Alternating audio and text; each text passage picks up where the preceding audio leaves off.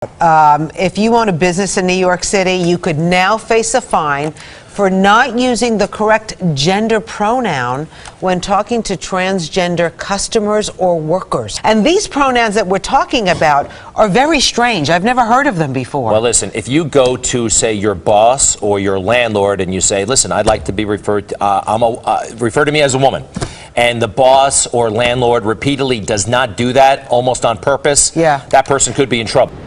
Yeah, Greg and Rosanna, good morning to both of you. These guidelines seem to be the first of their kind in the country, and they come from the New York City Commission on Human Rights to protect the transgender community. There are about 75,000 transgender people living in New York City. So according to these guidelines, business owners and landlords in New York City can face fines of up to $250,000 if they intentionally or repeatedly refuse to address a transgender person with that person's preferred gender pronouns. Transgender Canadians say it's legislation that is well overdue.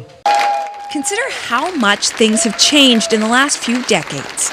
This is a message to all Canadians that we live in a time where discrimination in any form is completely unacceptable. To the index of other news tonight, an historic first for the Pentagon.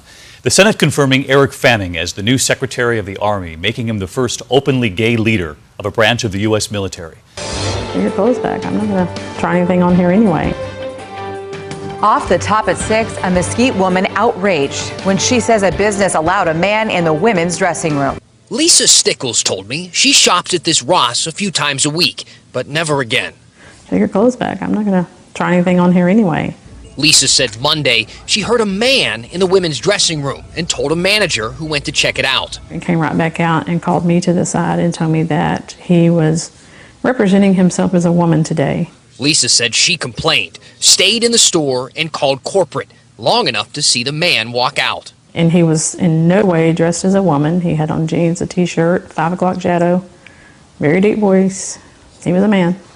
Ross didn't comment specifically on the incident, but told me they don't discriminate against the transgender community.